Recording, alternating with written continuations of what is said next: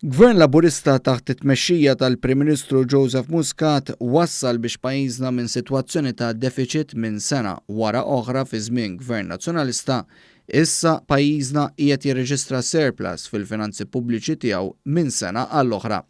L-ewwel deċiżjoni qiebsa li l-Gvern immexxi minn Muscat fl-2013 sarfet biex mill-akbar żbilanċ fl-istorja ta' pajjiżna għal surplus ta' 48 miljun euro, jiġifieri titjib ta' kważi 400 miljun euro f'6 snin.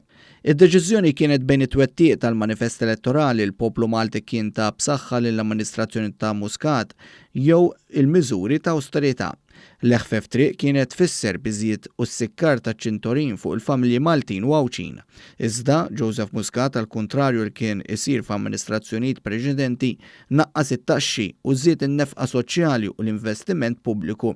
Fil-fatt il-finanzi pubbliċi ta' pajjiżna illum huma trasformati kompletament minn wieħed mill-ar deficits għal pajjiż bit-tielet l-ola surplus fost il-pajjiżi Ewropej.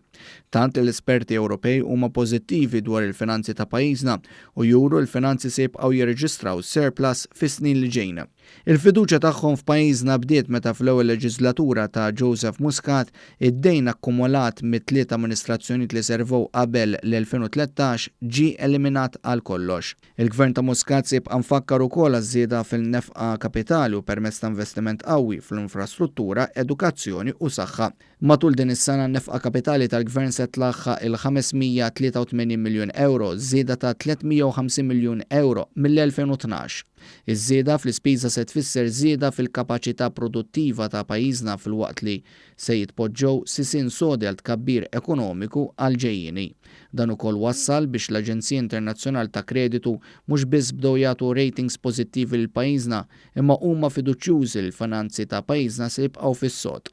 Intant il-ġimgħa li ġej, il-Prim Ministru mexxej Laburista Joseph Muscat se jindirizza l-Maltin u l-Għawċina l-aħħar darba fil-Padiljun Sportiv ta' Kordin f'attività l-mistennija jattendu għaliha eluf ta' Maltin u Għawċina.